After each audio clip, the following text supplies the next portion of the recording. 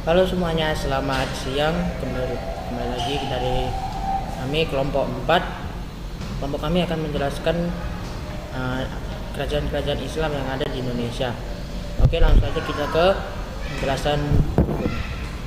Yang pertama adalah Kerajaan Samudra Pasai.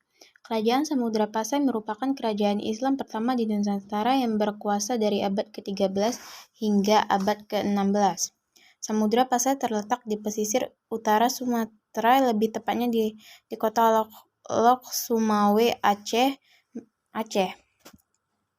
Masa kejayaan Samudra Pasai berlangsung saat dipimpin oleh Mahmud Azemahir. Sultan Mahmud Azemahir adalah raja ketiga Samudra Pasai yang memerintahkan dari tahun 1326 sampai 1345. Ia meneruskan memimpin setelah Marah Silu atau Sultan Malik Al-Saleh raja pertama dan Sultan Muhammad Az-Zahir atau Sultan Malik Al-Tahir raja kedua.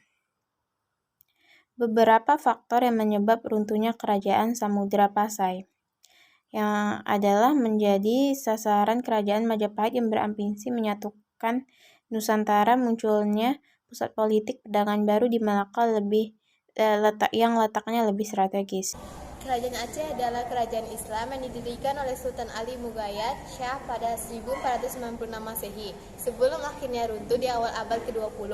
Kesultanan Kerajaan Aceh baru menjadi penguasa di tahun 1524 Masehi usai mengambil alih Samudra Pasai. Kerajaan yang terletak di Kutaraja atau yang lebih dikenal sebagai Banda Aceh ini mencapai puncak kejayaannya saat masa kepemimpinan Sultan Iskandar Muda. Salah satu faktor terbesar runtuhnya kerajaan Aceh adalah perebutan kekuasaan di antara pewaris Safa.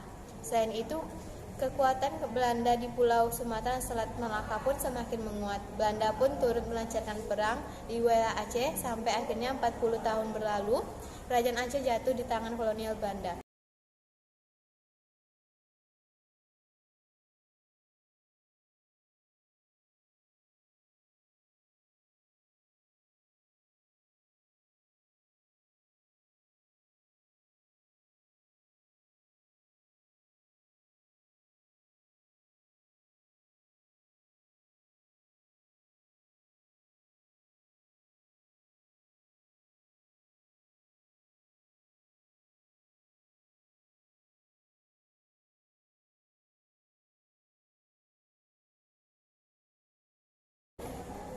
Riwayat Kesultanan Mataram Islam bermula dari tanah perdikan berupa hutan dikenal sebagai Alas Mentau yang diberikan pemimpin Kesultanan Pajang, Sultan Hadiwijaya atau Jaka kepada Ki Ageng Pemanahan.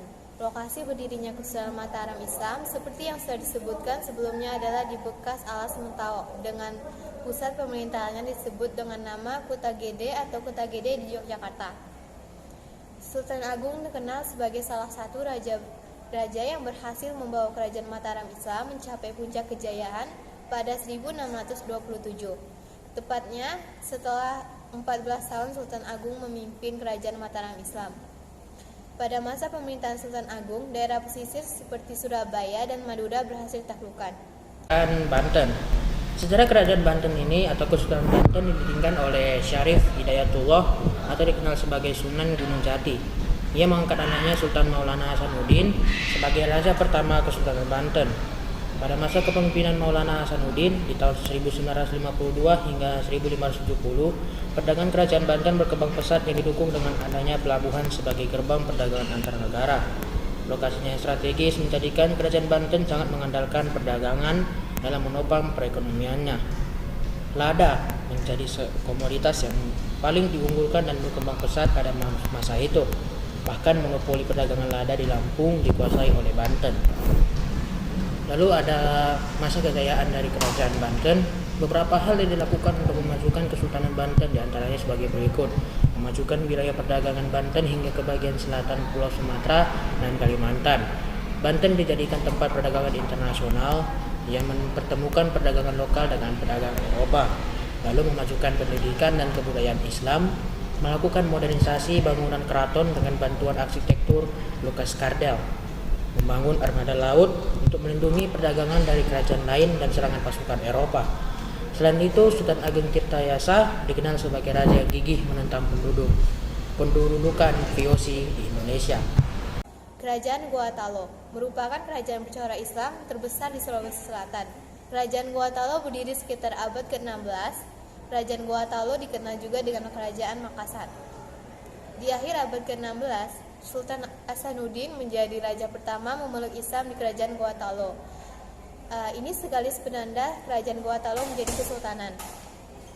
Sosok Sultan Hasanuddin yang berjuluki ayam jantan dari timur ini dikenal tidak mudah terpengaruh oleh orang asing. Dia juga menentang kerajaan kehadiran VOC saat menguasai kerajaan-kerajaan kecil di Sulawesi. Kerajaan Ternate Tidore. Kerajaan Ternate Tidore terdiri dari dua kesultanan yang berdiri pada abad ke-14. Kerajaan ini juga sangat dikenal akan hasil rempah-rempahnya seperti pala, lada, dan sejenisnya. Dua kerajaan ini diketahui hidup dengan penuh kemakmuran karena memiliki rempah-rempah yang berharga. Pasalnya, dahulu negara-negara Eropa sangat membutuhkan berempah dan membelinya dengan harga yang sangat tinggi. Pada abad ke-15, kerajaan ini semakin berkembang karena perdagangannya yang kuat. Tak hanya dari bangsa Eropa, pedagang dari Jawa, Melayu, Arab, dan Cina datang untuk membeli rempah-rempah. Pada abad ke-15, para pedagang dan ulama dari Malaka dan Jawa menyebarkan Islam ke Maluku. Dari sini muncullah 4 kerajaan Islam di Maluku yang disebut Maluku Kieraha atau Maluku 4 Raja, yaitu Kesultanan Ternate yang dipimpin oleh Sultan Zainal Abidin di tahun 1486 hingga 1500, Kesultanan Tidore yang dipimpin oleh Sultan Mansur, Kesultanan Jailolo yang dipimpin oleh Sultan Sarajati, dan Kesultanan Bacan yang dipimpin oleh Sultan Kaitsai Buko. Pada masa kesultanan tersebut berkuasa. Oke teman-teman, itu saja tadi berikut penjelasan tentang kerajaan-kerajaan Islam yang ada di Indonesia. Mohon maaf jika ada salah satu dua kata yang kurang berkenan, mohon maafkan. Oleh karena itu, saya Veteran Garda Wisata Tim mengucapkan terima kasih dan selamat siang.